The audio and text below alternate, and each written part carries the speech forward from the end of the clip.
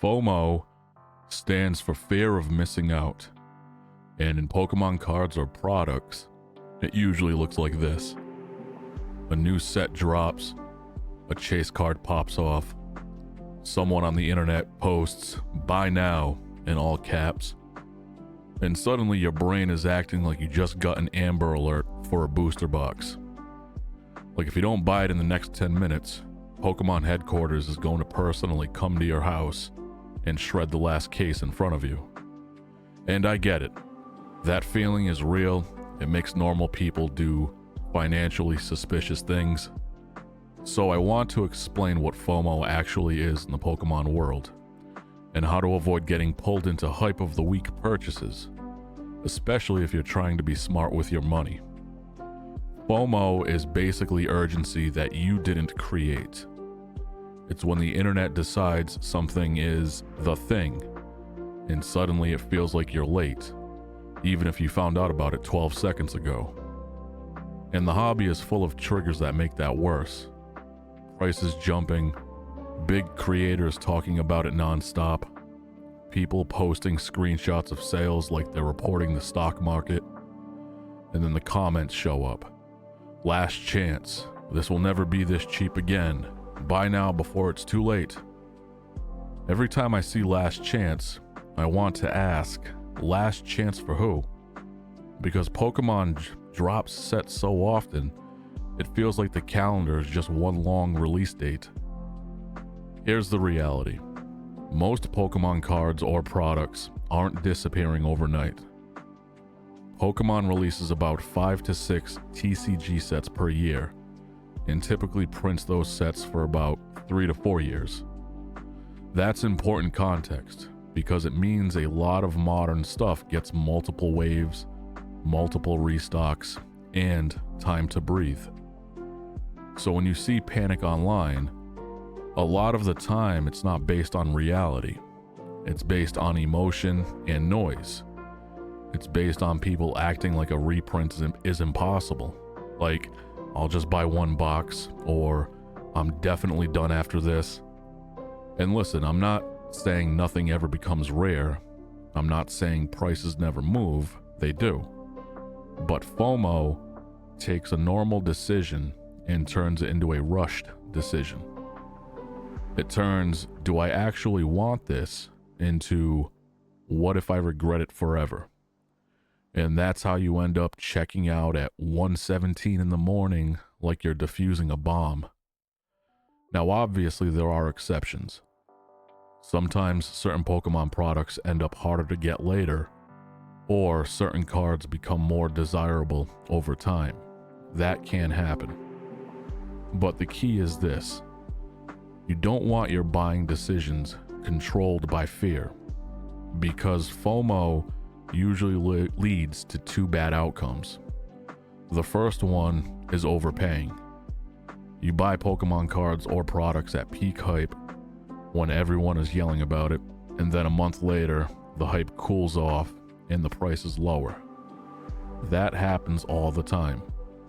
It's basically the Pokemon version of buying something at full price because the website said only 2 left, and then the next day it says only 2 left again for 3 straight weeks. And when a product is actually selling out, you'll usually notice something different. It won't just be one loud post.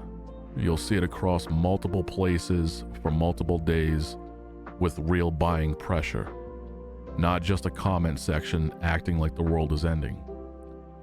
The second bad outcome is buying things you don't even really want. You're not buying because you love the set, you're buying because you're scared you'll regret it if you don't. And that's how people end up with a shelf full of sealed product they don't even like, while still saying, "I'm done buying for a while," like it means something. So how do you avoid it without missing out on everything? Here are the 3 simple rules I use.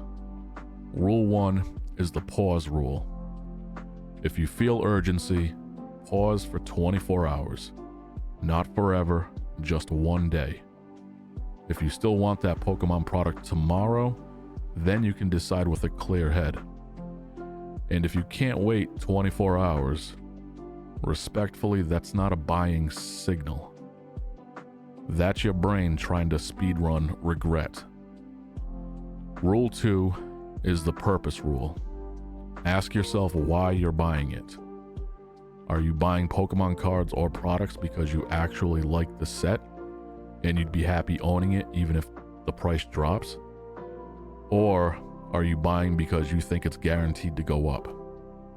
Because if the only reason is hype, that's a warning sign. Hype is basically a sugar rush. It feels amazing for 10 minutes, and then you're sitting there staring at your cart like, why did I just do that? And a quick mindset check that helps this. If the price dropped tomorrow, would you still feel good about owning it? If the answer is yes, cool. If the answer is no, that's usually FOMO talking. Rule 3 is the budget rule. Decide your monthly Pokemon budget before the hype hits. Because once the hype is here, discipline gets real creative. You start doing math you've never done before. Well, technically it's only $50, and if I skip coffee, and if I sell one thing, and if I pretend shipping doesn't exist, set the budget first. Then you're in control, not the internet. And I'll add one more bonus rule because this is the one that saves people. Stop trying to win every week. Pokemon is designed to keep your attention. There will always be another set, another hot product, another chase card, another this is the one moment. You don't have to chase every wave to do well in Pokemon. Pokemon is a long game, and most people get hurt when they try to sprint. If you want to collect Pokemon cards or products in a way that doesn't stress you out, the best thing you can do is buy intentionally. Buy the things you actually like. Buy when you're calm, not when you're pressured. And don't confuse hype with value. I'm still pre-launch with my store, and I'm documenting what I'm learning as I build this the right way. So if you want more videos like this that keep things simple, honest, and not hype driven, consider subscribing. No pressure at all. Just if this is the kind of Pokemon content you want more of. Until the next video, take care of yourselves. Thank you.